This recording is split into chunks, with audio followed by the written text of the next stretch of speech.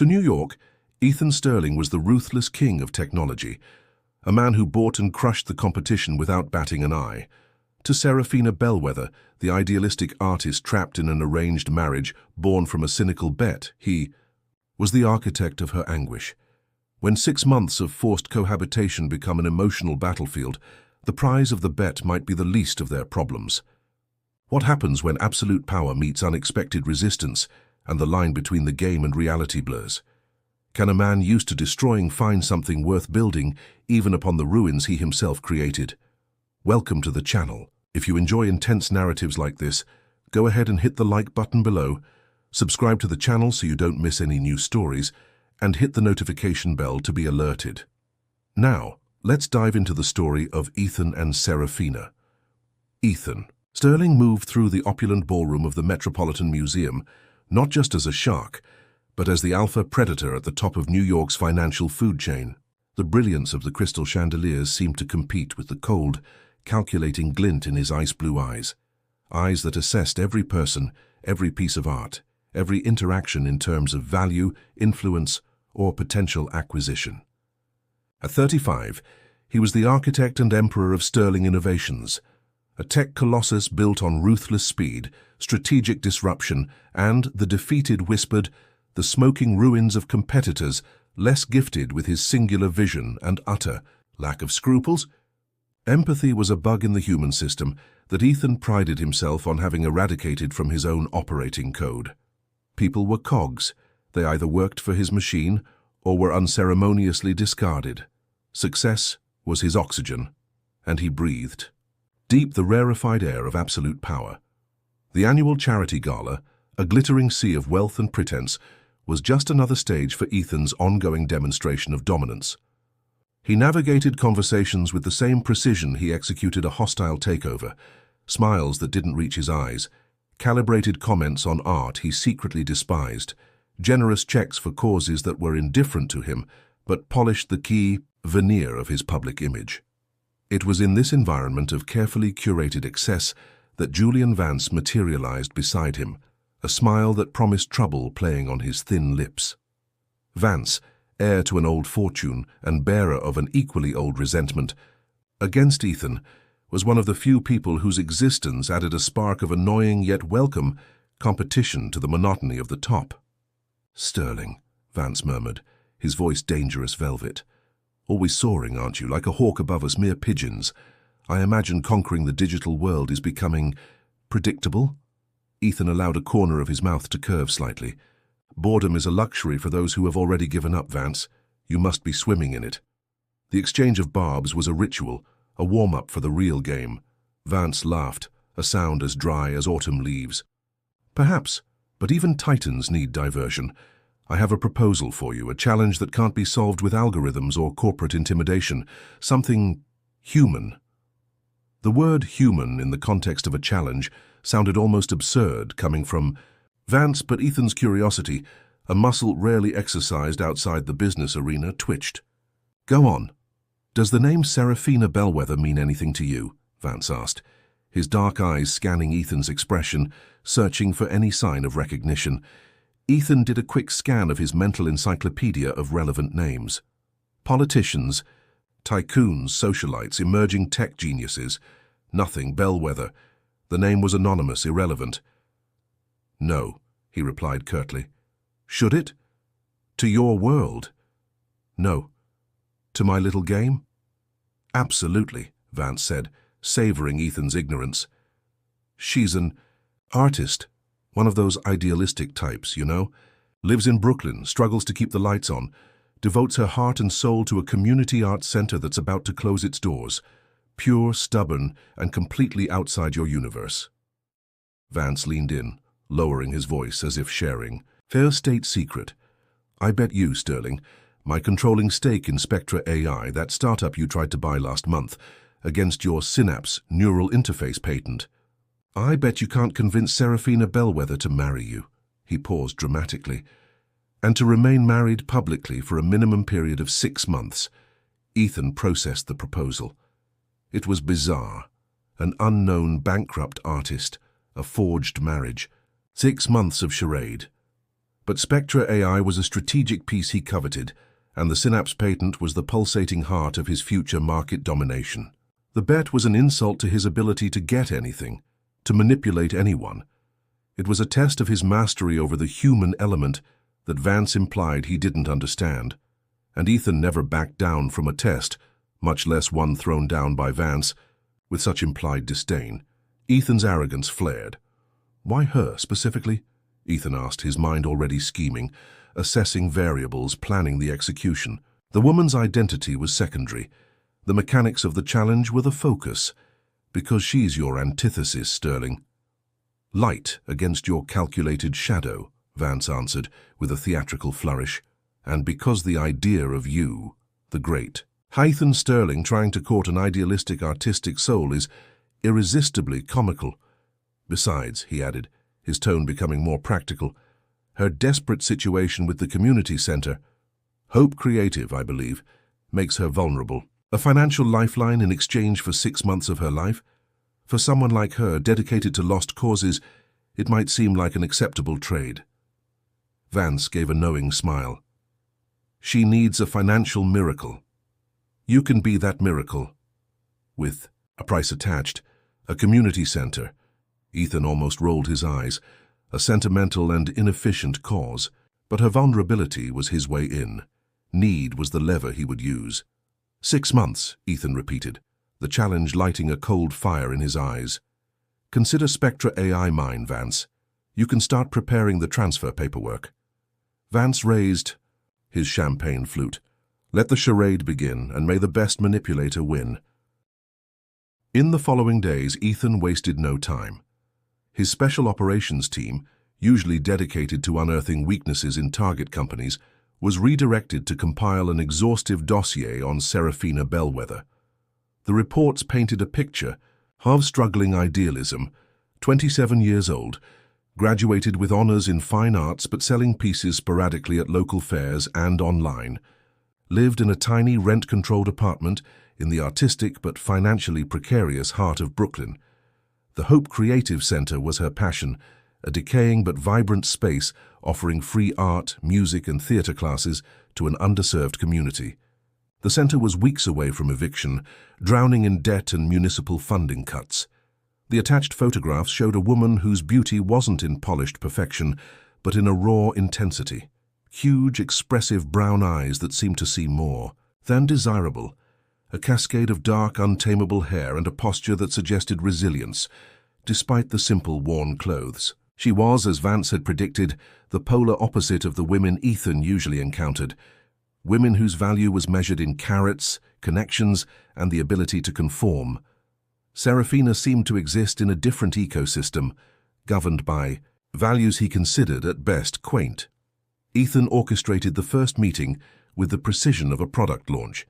A minimalist art gallery in Chelsea, a space exuding exclusivity that he assumed would impress, or at least intimidate, her. He arrived deliberately late, a standard tactic to establish dominance, but Seraphina was already there, punctual, observing. A video installation with quiet concentration. She wore a vintage floral dress that looked like it had stories to tell, paired with sturdy work boots. Surprisingly, she didn't look out of place at all. She carried an aura of self-containment that insulated her from the surrounding ostentation. "Miss Bellweather," Ethan said, approaching, his voice modulated to sound simultaneously powerful and approachable, his negotiation tone. She turned, and the direct gaze from her large brown eyes was unexpectedly firm. "Mr. Sterling," she greeted, her voice soft but clear without any tremor of nervousness. She extended a hand, small with traces of paint under the nails, but the grip was firm, resolute. There was no subservience there, just a calm, observant presence. Ethan guided her through the gallery, offering rehearsed comments on the art, more interested in assessing her reactions than in the works themselves. He expected to find either naive ignorance or defensive artistic snobbery. Instead, he found quiet knowledge and genuine appreciation. She didn't try to impress him. She simply absorbed the art, occasionally making an insightful observation that revealed a deep understanding. When he finally felt the prelude had lasted long enough, He steered the conversation to the real reason for the meeting, presenting his proposal not as a vulgar bet, but as a strategic and unconventional partnership, a solution to her financial problems and, well, he left his own motivations conveniently vague. Her response was swift and disarming. "I know about the bet, Mr. Sterling," she said, her voice remaining level as they stopped before a vibrant, abstract canvas. "Mr. Vance was quite transparent about the nature of your sudden interest in the well-being of my community center. He mentioned something about shares in an AI company and a valuable patent." A wave of irritation washed over Ethan. Vance was playing dirty, trying to undermine his approach from the start. But Seraphina's frankness was again surprising. There was no outrage, no feigned shock, just factual acceptance. "And despite that transparency," Ethan said, regaining his composure, "you decided to meet with me." "Hope creative," she replied. Simply, her gaze lost for a moment in the intensity of the canvas's colors, "is more important than my pride or the absurdity of the games of the rich. Hundreds of lives are touched by that place. Children finding a safe haven, adults rediscovering their voice through art. If your bet," she pronounced the word with a slight grimace, "can save it, then it's a price I'm willing to consider." She then turned to him, and the intensity in her eyes was almost physical. "But let's be absolutely clear, Mr. Sterling. This will be a contract, not an acquisition. I accept your financial proposal, directed entirely to a trust fund for the center managed by a third party, and I accept the 6-month marriage agreement. But under my strict conditions." Ethan arched an eyebrow. "Conditions?" "Yes. First, complete autonomy. I will continue to live my life, manage the center, work in my studio. I will not participate in your social life unless absolutely essential to maintain the appearances of the bet, and even then it will be limited.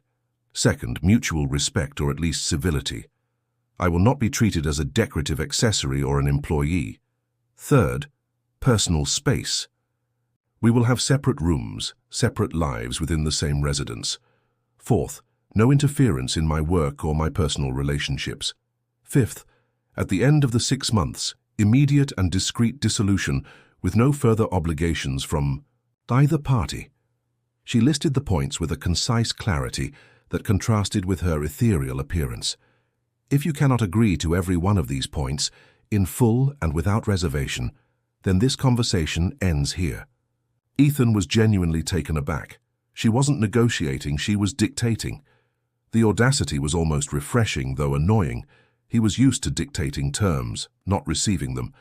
But her unwavering confidence, her clarity about her boundaries, only increased the appeal of the challenge. Breaking her would be even more satisfying. "Your conditions are unexpected," Ethan admitted, allowing a thin smile, "but acceptable, provided that your part of the agreement, the legal marriage and its duration, is fulfilled impeccably." 6 months of contractual impeccability, she confirmed, a flicker of irony passing through her eyes. "You can count on it, Mr. Sterling." The deal was struck. Lawyers drafted complex contracts. Seraphina, aided by the center's pro bono lawyer, scrutinized every clause, ensuring her conditions were etched in ironclad legal language. Ethan signed, barely reading the details, his mind already focused on the victory over Vance and Seraphina's inevitable capitulation to his world. The wedding was as romantic as a bank transaction, a board justice of the peace, the quick signatures, the formal handshake. No rings exchanged beyond the simple, obligatory banns. Outside the city hall, Ethan's Maybach waited, a silent luxury cocoon ready to transport the reluctant bride to her gilded cage, the panoramic penthouse that was the pinnacle of his empire. As they entered the private elevator rising directly to the apartment, a tense silence settled between them. When the doors opened onto the vast minimalist space, a study in glass, chrome steel, and Italian marble, with the city of New York, stretching out like a glittering carpet below, Ethan watched Seraphina closely, expecting the reaction of awe and wonder he always got. She stopped at the entrance, her gaze slowly sweeping the room. There was no admiration in her eyes nor intimidation. There was something else, a calm, almost clinical assessment, followed by an almost imperceptible sigh. "It has an incredible view," she said finally, her voice low, "but it feels a bit cold. It lacks soul." She walked to the immense windows, placing her palm on the cool glass. "I'll need that space for the studio as soon as possible. I have deadlines." Ethan felt a twinge of annoyance. Not only was she unimpressed, but she was critiquing his carefully curated aesthetic and imposing her practical needs within the first minute. "The guest suite at the end of the East Hall has the best natural light," he replied, striving for a neutral tone. "You can use that. The maintenance team will see to clearing it out tomorrow." "Thank you," she said without turning. "Where is—" "My room." In the days that followed, Ethan implemented phase 1 of his plan, seduction through opulence. He orchestrated dinners at exclusive restaurants where chefs whispered their names, presented her with a discreet but astronomically valuable diamond necklace, offered her a car and driver at her permanent disposal. Seraphina's reactions were consistently disconcerting. She thanked him for the dinners, but seemed more interested in the sketches she made in a small notebook she always carried. The necklace was accepted with a "It's very bright, thank you," and disappeared into a drawer. The car was refused with a "I prefer the subway, thank you, I like watching people." He tried to impress her with his power, taking her on a reluctant visit to the Sterling Innovations headquarters, a gleaming skyscraper buzzing with the energy of thousands of employees and cutting-edge technology. During a board meeting, he insisted she attend under the guise of understanding his world. He made a brutal decision to shut down an entire division he deemed underperforming, ignoring the passionate pleas of the division manager about the human impact. Later, in the tense privacy of the penthouse, Seraphina confronted him, not with anger, but with a deep sadness that was sharper than any shout. "Those men and women you fired today, Ethan," she said quietly, using his first name, which still slightly startled him. "They weren't just numbers on a spreadsheet. They had names, families, hopes. Did you think about them for even a second before signing their sentence?" Ethan felt defensive, a sensation he loathed. It was a necessary business decision. Efficiency requires sacrifices. The company as a whole will be stronger. "Stronger for whom?" she asked softly. "For you? For the shareholders? What about those who were sacrificed? Doesn't their strength count?" She shook her head, a look of disillusionment in her eyes. "You build your empire on the wreckage of other people's lives and call it progress." Her words, spoken without open accusation but laden with a moral weight he usually ignored, struck an unexpected nerve. He was used to being feared, admired, or flattered. To be questioned in this fundamental way, to be confronted with the human consequences of his actions by someone sharing his roof, was profoundly disconcerting. He redoubled his efforts to control her, not through gifts, but subtle pressure. "Don't. You think you should dedicate more time to cultivating our public image. Attend a few key events with me. It would be good for the perception of our partnership," he suggested, trying to sound reasonable. "My work at Hope Creative is my priority, Ethan," she replied firmly, not looking up from her sketch. "It was part of our agreement. Your public image will have to survive without my constant presence. Besides," she added with a glimmer of dry humor, "I doubt high society is ready for my vintage dresses and opinions on social justice." Her refusal was always polite, but absolute. She continued her daily routine, left early for Brooklyn, returned late, often exhausted, but with a quiet energy. The guest suite quickly transformed into a chaotic and vibrant studio, smelling of oil paint and turpentine. The walls covered with sketches, canvases in various stages of completion. It was an enclave of organic creativity in the midst of his fortress of calculated order, and its very existence felt like a small, silent rebellion. Ethan began to watch her with an intensity that surprised him. It wasn't just strategic surveillance, it was genuine curiosity. He watched the way she lost herself in her art, the passion that shone through when she spoke about her students at the center, the way she managed to create beauty and meaning from simple materials. She was resilient, self-sufficient, and possessed a quiet integrity that his money couldn't buy, nor his influence could bend. The bet with Vance, which had begun as an arrogant diversion, was becoming an uncomfortable mirror. Seraphina wasn't a piece to be moved on his board. She was a player with her own rules, moved by values he barely understood. And the most unsettling realization was that, instead of feeling contempt for her resistance, he felt a growing mixture of frustration, grudging respect, and an inexplicable attraction to her authenticity. He wanted to decipher her, to understand what moved her. He wanted somehow for her to see him, not the ruthless tycoon, but something more. For the first time in his life of absolute control, Ethan Sterling was losing his footing. And the fall seemed dizzying and strangely intriguing. The forced cohabitation in the Sterling penthouse had deteriorated into an icy landscape of tense coexistence, an undeclared armistice where every move was measured and every silence laden with subtext. The months advanced inexorably toward the bet's deadline, a date looming on the calendar, like an increasingly abstract and irrelevant reminder for Ethan. His attention, his psychic energy, was now almost entirely consumed by the disturbing and indecipherable presence of Seraphina Bellweather. She was the unsolvable equation, the anomaly disrupting his binary universe.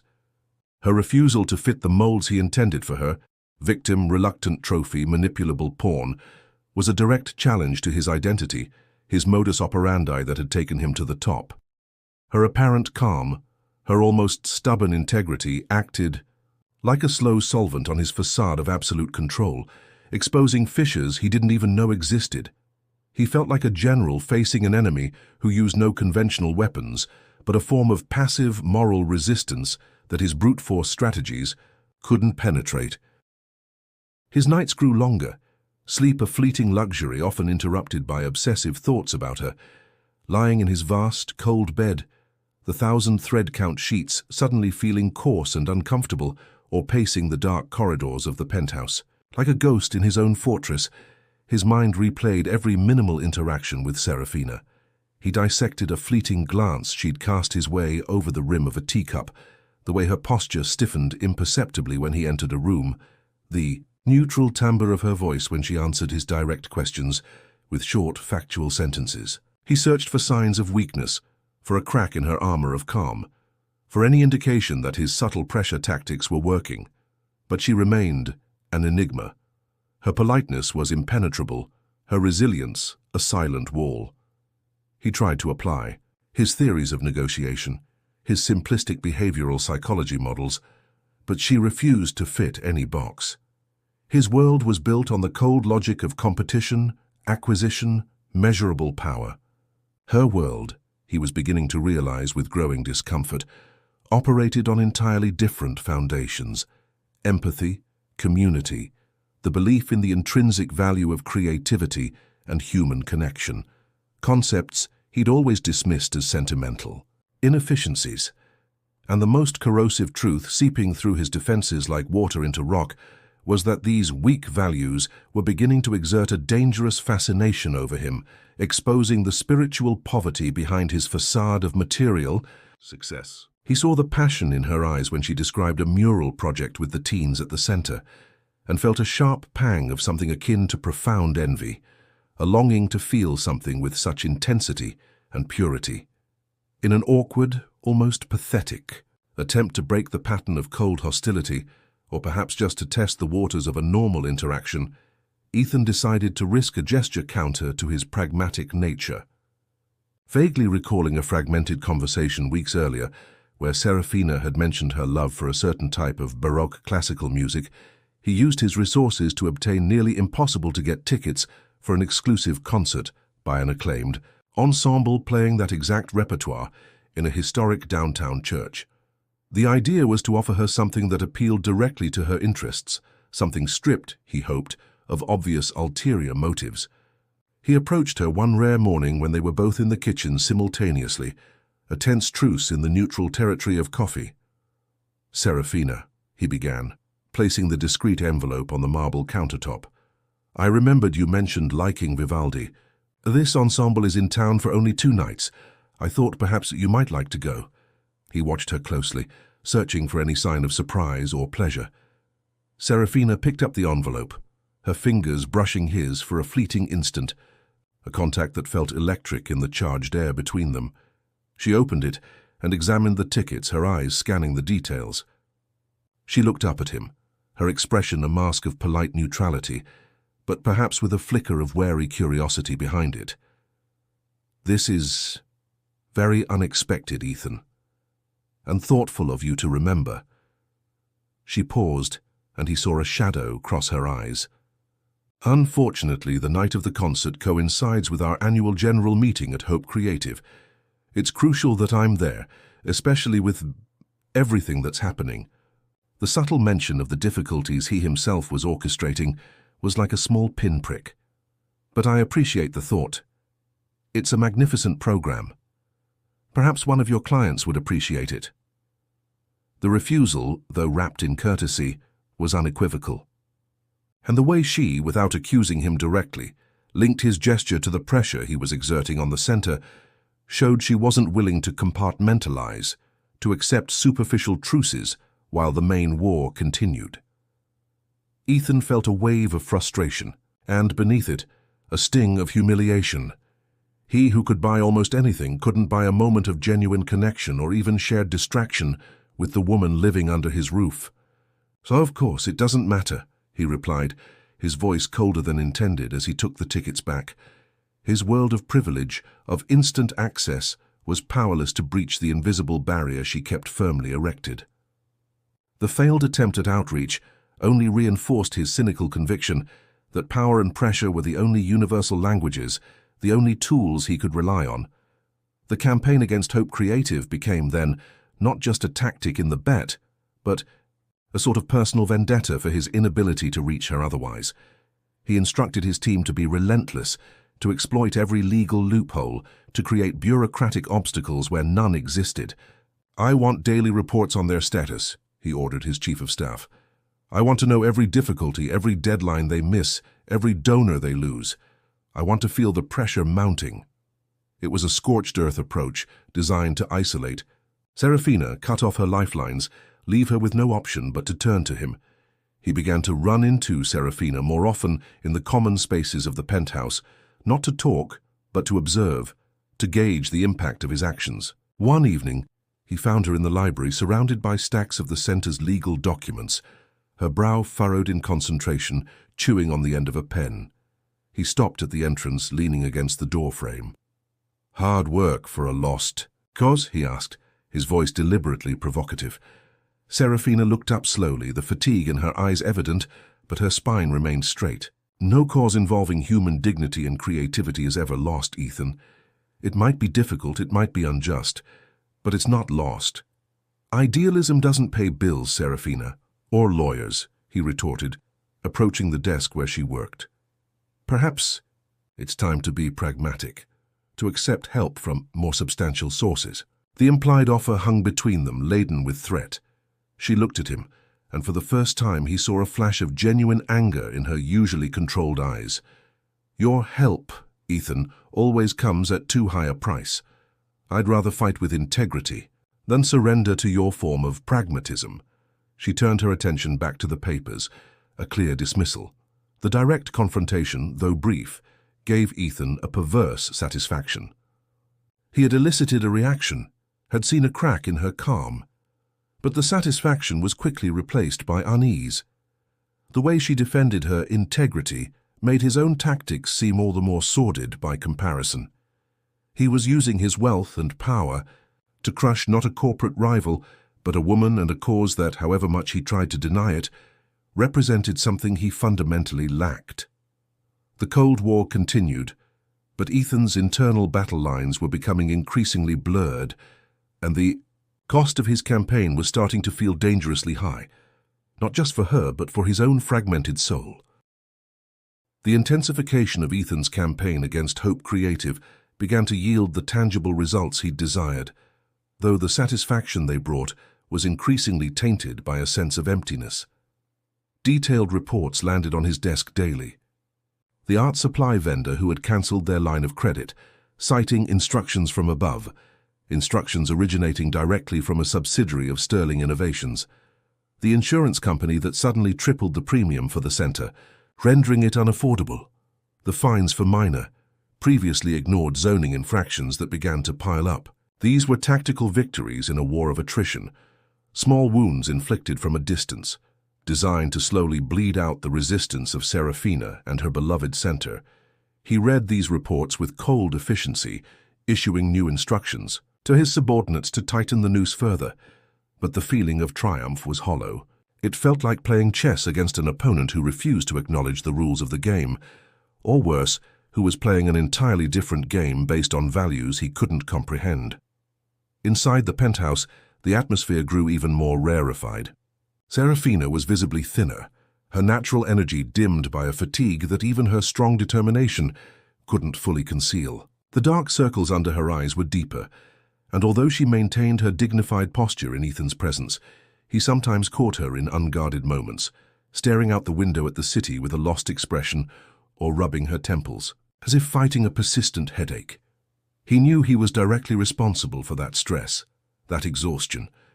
One part of him, the corporate predator trained to exploit weakness, saw it as progress, a sign that his strategy was working, that her capitulation was near. But another part, one that emerged in the long hours of insomnia or the heavy silences of the penthouse, felt a sharp pang of guilt. He was deliberately wearing down not a business rival, but a woman whose only fault was possessing an integrity. That challenged him, and a dedication to a cause he deemed insignificant.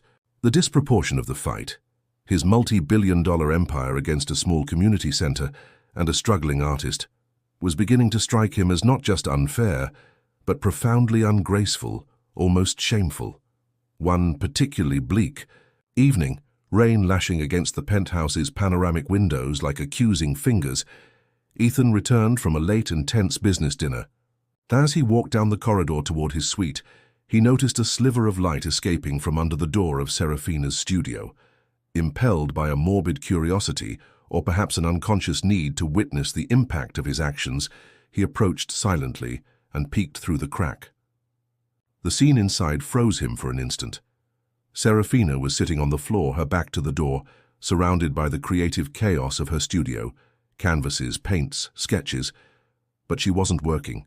Her head was bowed onto her knees, her shoulders shaking with silent, desolate sobs. The muffled sound of her weeping, so different from her usual controlled composure, hit Ethan with the force of a physical blow. There she was, the resilient woman, the tireless fighter, finally broken by the relentless pressure he had orchestrated. He should have felt triumph, the satisfaction of imminent victory. Instead, he felt an overwhelming wave of self-loathing. The image of her, so vulnerable and alone in her pain, a pain he had deliberately inflicted, was unbearable. He recoiled from the door as if he had touched something radioactive, the sound of her weeping echoing in his head, mingling with the heavy beat of his own heart. He was winning, yes, but at what cost?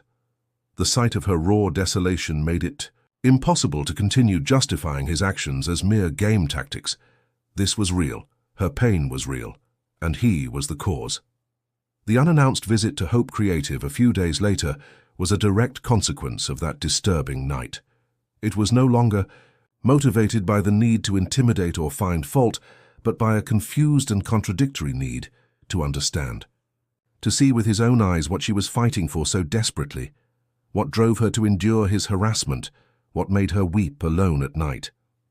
Perhaps, he thought in a twisted logic, if he could prove to himself that the center was truly insignificant, its cause futile, then his guilt would lessen. But the experience at the center had the opposite effect. The atmosphere, despite the building's physical decay and the shadow of financial uncertainty, was vibrant with an energy lacking in his own perfectly ordered life. He saw children from diverse backgrounds collaborating on a mosaic project, sharing materials and ideas with an ease that contrasted with the competitive nature of his world. He saw elderly volunteers patiently teaching drawing techniques to teenagers who might otherwise be on the streets. And he saw Seraphina moving among the groups, offering encouragement, calmly resolving small disputes, her face lit with a genuine passion that transcended the visible fatigue in her eyes. She was the pulsating heart of that place, the glue, holding that disparate community together. Ethan tried to maintain his mask of the cynical observer, looking for inefficiencies, for signs of mismanagement. But what he saw was resilience, creativity, and a network of mutual support, functioning despite and perhaps because of the hardships. He spoke briefly with one of the older volunteers, the same one he had caused trouble for with the traffic. Fine. The man, despite knowing who Ethan was, the identity of Seraphina's husband was no longer a secret there, treated him with serene dignity, speaking proudly about a young student's progress in sculpture. The lack of resentment or subservience in his demeanor was almost more unsettling than a direct accusation. Ethan felt profoundly out of place, a stranger observing a social and emotional ecosystem whose rules and values were fundamentally alien to him. His wealth and power seemed not only irrelevant, but grotesquely inadequate in that context. He left, the center hastily cognitive dissonance throbbing, his attempt to justify his actions utterly frustrated by the stubborn reality of that place and the woman who animated it. The guilt hadn't lessened. On the contrary, it deepened, now mixed with an even more reluctant and confusing admiration. The return to the penthouse after the disorienting visit to Hope Creative left Ethan in an even greater state of internal turmoil. The image of the community's resilience, juxtaposed with the memory of Seraphina's vulnerability the night before, created a conflict his logical mind struggled to process. He was inflicting suffering on a cause that, while he still couldn't fully value it on his own terms, was undeniably important and vital to the woman sharing his life, a woman whose quiet strength intrigued him as much as her pain disturbed him. However, any possibility of a change of course, a reconsideration of his tactics, was brutally cut short by the timely and malicious arrival of an email from Julian Vance. The message was short, concise, and perfectly calibrated to wound Ethan's ego. Subject: countdown. Body: Dear Ethan, just a friendly note to remind you that the 6-month deadline is fast approaching. I hear your personal acquisition project is encountering some unexpected obstacles. Such a shame. Meanwhile, Spectra AI just closed an exclusive contract with the Department of Defense. The share value, my shares for now, is stratospheric. It would be a colossal shame to lose all that over, let's say, a failure to complete a relatively simple task.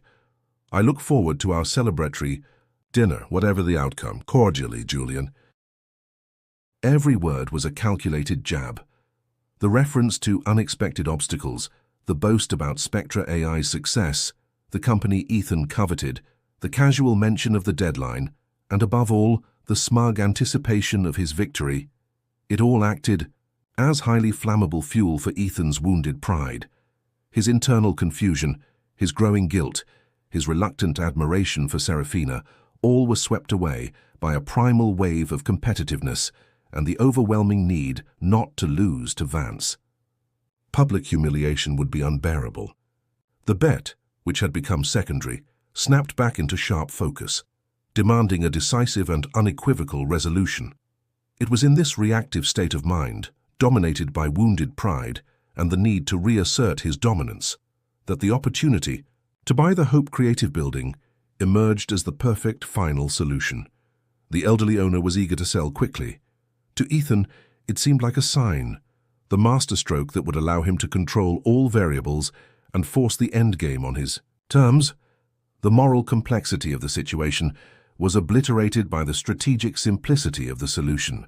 Using a web of front companies and lawyers specializing in opaque transactions, the purchase was executed with ruthless speed and secrecy. The night the transaction was finalized, Ethan sat alone in his vast office, rain creating hypnotic patterns on the floor-to-ceiling windows.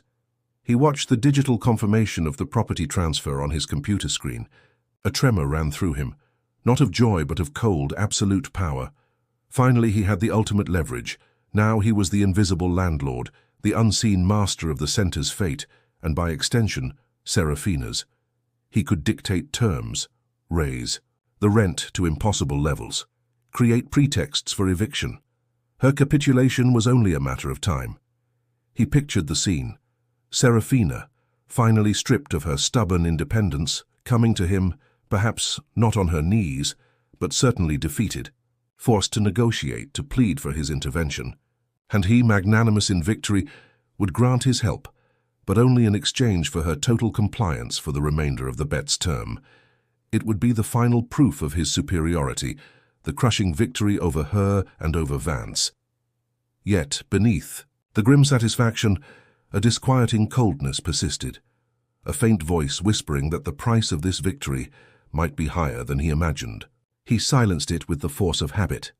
The following weeks were an exercise in patience and calculated cruelty from a distance. Threatening letters from the new landlord began arriving at the center with sinister regularity. Demands for immediate, costly structural repairs, notifications of rigorous, intrusive inspections, and finally the expected blow. A formal notice of a rent increase to a level 3 times the current rate, with an impossibly short payment deadline, under threat of initiating eviction proceedings. Ethan read copies of these letters with clinical detachment, monitoring the reactions through his information channels. He learned of the emergency meetings at the center, the panic among the volunteers, Seraphina's frantic and fruitless search for alternative locations or emergency funding. He waited each day for her call, her visit to the penthouse, the signal of her surrender. But Seraphina once again defied his expectations. Instead of crumbling or seeking him out, she doubled down on her fight. She launched a public Save Hope Creative campaign, which began to gain some traction in local media and social networks, highlighting the center's importance to the community and the predatory nature of the anonymous new landlord. She organized peaceful protests in front of the building. Her refusal to yield, her transformation of defense into a public offensive, was infuriating. It made his victory less clean, more complicated, and the absence of the personal confrontation he had anticipated became in itself a form of psychological torture, a tense waiting game that eroded his satisfaction, until finally one tense night charged with static electricity, she came to him, not as he had imagined, tearful or pleading, but with an icy calm that was more intimidating than any fury. She found him in the library, where he was pretending to read a leather-bound volume. She stopped a few paces from his desk, her slender figure almost vibrating with restrained intensity. "So," she began, her voice low but cutting through the silence like a blade. "This was your grand finale, Ethan, the master stroke to guarantee your victory." It wasn't a question. It was a statement, devoid of any illusion. Ethan put the book down, his heart beating a little faster. He tried to maintain a facade of cool indifference. "I don't know what you're talking about." The denial sounded pathetic, even to his own ears. A smile devoid of any humor touched Seraphina's lips. "Please, Ethan, spare me the charade, the calculated cruelty, the cowardly anonymity, the relentless pressure on the most vulnerable. This has your unmistakable signature all over it." She took a step forward, placing her hands on the edge of his desk, forcing him to meet her gaze. "Just tell me one thing. Was it worth it?" "What?" he asked, genuinely thrown by the question. "This," she gestured vaguely, encompassing not just the situation with the center, but everything that had passed between them. "All this energy spent trying to control me, trying to destroy something that reminds you of your own lack. All this manipulation, this calculated malice, was the effort worth it? Do you feel stronger now, more powerful, more victorious?" Her voice remained low, but each word was laden with an overwhelming weight of disdain and disappointment. He couldn't answer. He looked at her face, seeing not just the woman he had tried to break, but a mirror reflecting his own moral failings. "I thought perhaps there was a chance for you," she continued, her voice trembling now, not with fear, but with a deep pain. "That maybe, beneath the layers of cynicism and power, there was still a human being capable of empathy, capable of recognizing value beyond profit. I had hope, even against all evidence." She shook her head slowly, tears finally welling in the corners of her eyes, but refusing to fall. "But I was wrong. You are exactly what you appear to be. A man so frightened by your own loneliness that you need to crush anything beautiful or genuine you encounter." She straightened up, stepping back from the desk, creating a physical distance that mirrored the emotional abyss between them. "You can have the building. You can win your stupid bet. You can tell yourself you've won." She paused, taking a deep breath. "But you will remain empty, Ethan, scared and alone. The center will survive one way or another. Its spirit is stronger than your tactics. But you will be trapped here in your ivory tower with your hollow victories." And then came the final blow, the words that would seal his judgment in her eyes. "I used to feel sorry for you," she said, her voice now just a whisper laden with devastating finality. "I saw the frightened child behind the monster, but now I can't anymore. What you've done goes beyond pity. It's just lamentable." With that last word hanging in the air like a sentence, she turned and walked out of the library, closing the door softly behind her. The click of the closing door echoed in the deafening silence. Ethan sat motionless, staring at the closed door, her words reverberating in his mind. Lamentable, empty, alone. They weren't insults. They were naked truths he could no longer deny. Remorse, once an uncomfortable pang, became a physical pain, a weight in his chest that left him breathless. He looked around his luxurious library, at the symbols of his power and success, and felt utterly bankrupt. He had won the battle, but the war was lost in a way he was only beginning to comprehend. His victory was indistinguishable from the most absolute defeat.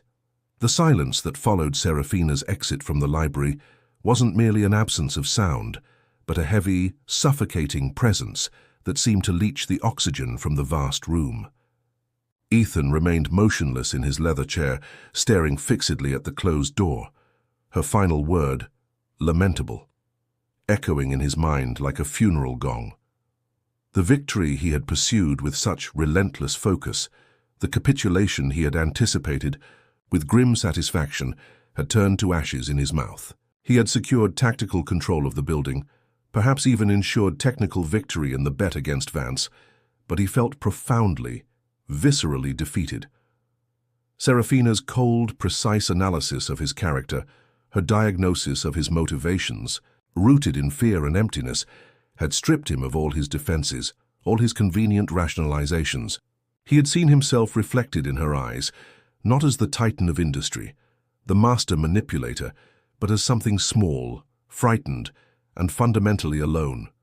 Remorse, an emotion he had always considered a debilitating weakness, an inefficiency in the human system, settled upon him not as a fleeting pang but as a constant physical ache, a weight on his chest that made breathing difficult. He looked around at the symbols of his success, the rare leather-bound first editions, the abstract sculpture by a renowned artist that had cost a fortune, the breathtaking city view stretching out like a carpet of diamonds at his feet. Everything that had once filled him with a sense of power and accomplishment now seemed hollow, stage props in a tragic play about a lonely king. Seraphina's words about his hollow victories resonated with brutal truth. He had everything, and he had nothing. For the first time in his adult life, Ethan Sterling felt lost, adrift from the compass of his relentless ambition, confronted by the desolate landscape of his own soul. In the days that followed, the penthouse became a silent mausoleum. Seraphina avoided him completely, moving through the house like a phantom, their paths rarely crossing. When a chance encounter was unavoidable, in the hallway near the elevator, she would avert her gaze, her expression a mask of cold neutrality that was more painful than any open accusation. Her presence was a constant reminder of his moral failure, of the depth of the wound he had inflicted. Ethan, accustomed to commanding attention, to being the center of any environment, now found himself treated with an icy indifference that gnawed at him from within. Her silence was a form of punishment more effective than any words she could have uttered. He attempted once or twice to initiate a conversation, to murmur a hesitant apology, but she simply walked away or responded with monosyllables that killed any attempt at dialogue. The barrier between them now seemed made of tempered steel. While Ethan wrestled with his newfound and uncomfortable burden of guilt, Seraphina channeled her pain and anger into focused action. The threat of eviction from Hope Creative was real and imminent. Instead of crumbling, she threw herself headlong into the fight for the center's survival. Ethan learned, through local news reports and the discreet briefings he still received, a hard habit to break, that she was working tirelessly. She organized community meetings, contacted lawyers specializing in tenant rights, desperately searched for alternative locations that could house the center, even temporarily. She launched an online crowdfunding campaign that, while unable to raise enough to buy the building or pay the exorbitant rent, generated a groundswell of public support and some unwelcome media attention for the anonymous and predatory landlord. She was the picture of resilience, fighting tooth and nail for her community, even as her own heart was shattered by personal betrayal. Witnessing her strength in the face of the adversity he had created only deepened Ethan's shame. Slowly, painfully, something began to shift within Ethan. The initial shock of the confrontation gave way to uncomfortable introspection. Seraphina's words about his emptiness, his fear of loneliness, his inability to value what he couldn't control, they played on repeat in his mind. He began to examine his own actions, not just towards her, but throughout his career. With a brutal honesty he had never before allowed himself, he remembered past deals, hostile takeovers, the redundancies Seraphina had mentioned months earlier. For the first time, he let himself think about the people behind the numbers, the lives, affected by his relentless pursuit of profit and power. The collateral damage he had always dismissed as an unavoidable cost of progress began to look like what it truly was: human suffering caused by his unchecked ambition. The realization that he needed to change wasn't a sudden epiphany, but a slow, painful process fueled by remorse and the persistent image of disappointment in Seraphina's eyes. He knew words would be useless, apologies would sound hollow and self-serving. If he wanted any chance, not of winning her back, that seemed impossible, but of perhaps beginning to repair the damage and redeem himself in his own eyes, he needed to act. Concrete, meaningful actions that demonstrated genuine change, not just a tactic to assuage his own guilt or win the damned bet. The first action was discreet, but decisive. He contacted his lawyers, the ones who had orchestrated the building purchase, and sent the threatening letters. The instructions were brief and direct: immediately withdraw the rent increase notice and all demands for repairs. Cease any and all contact with Hope Creative on behalf of the owner. When the lawyers, confused, asked why, Ethan simply replied, "Change in investment strategy, execute." He offered no further explanation. He knew Seraphina and the center would be baffled by the sudden reversal, perhaps suspicious, but it was a first step, a lifting of the immediate pressure he himself had created. The next step was more complex and required more than a simple order. Ethan spent days digging through Sterling Innovations' archives, unearthing details of past acquisitions where his aggression had been particularly notorious, where small family businesses or promising startups had been crushed in his path. He identified half a dozen particularly flagrant cases. Then, he began doing something he never imagined. He contacted, either personally or through a trusted intermediary, instructed to be transparent about his identity, the founders or families affected by these past actions. He didn't offer empty apologies, but acknowledgement of the harm caused and concrete proposals for reparation, significant financial compensation, investment in their new ventures, access to his network, whatever, might help mitigate, however belatedly, the consequences of his past actions. The reactions varied: shock, suspicion, bitter anger, and in a few rare cases, cautious acceptance. It was a humbling and emotionally draining process, forcing Ethan to confront the human cost of his ambition directly. But each difficult conversation, each reparation agreement reached, seemed to lighten the weight he carried, just a fraction.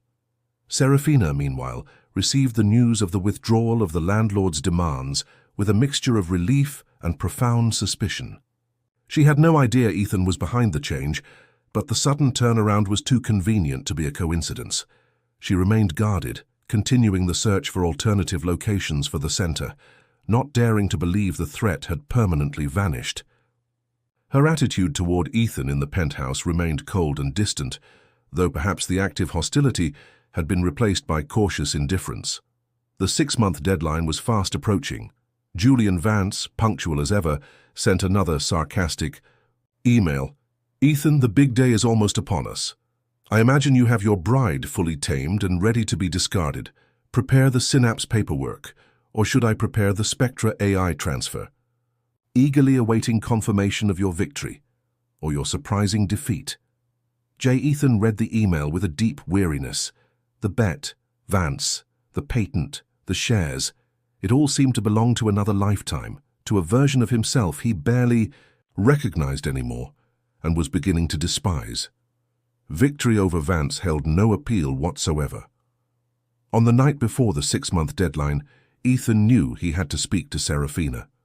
Not to ask for forgiveness, he felt he didn't deserve it, but to tell her the truth about his recent actions and his decision regarding the bet. He found her in the studio, not crying this time, but working on a new canvas, an abstract landscape with surprisingly hopeful colors. He stopped at the door, hesitating.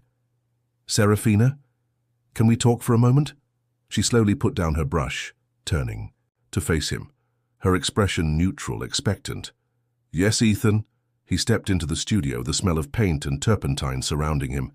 He felt like an intruder again, but this time with a different purpose.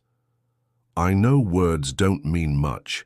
Coming from me," he began, his voice low, hesitant, "but I need you to know it was me who bought the building, and it was me who ordered a stop to the actions against the center." Seraphina absorbed the information without visible surprise. Perhaps she had already suspected. "Why, Ethan?" she asked simply. Because you were right," he admitted, the confession costing him dearly but feeling necessary. "About me, about the emptiness, about the way I acted. What I did was unforgivable. Buying the building was an act of desperation and cruelty, and I am profoundly sorry." He paused, gathering courage. "I've also been trying to repair some damage I've caused in the past, to other people, other companies." She listened in. Silence, her gaze fixed on him, unreadable. "Tomorrow," Ethan continued, "the deadline for the bet with Vance expires. He expects me to claim victory, but I'm not going to. I'm informing him the bet is off. I lost, not because I couldn't keep you here, but because the price of winning was too high." He looked at her, vulnerability laid bare on his face for the first time. "I don't expect you to forgive me, Seraphina.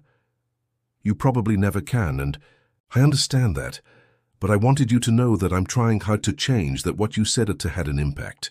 A long silence hung between them, heavy with months of pain, distrust, and the faint possibility of something new.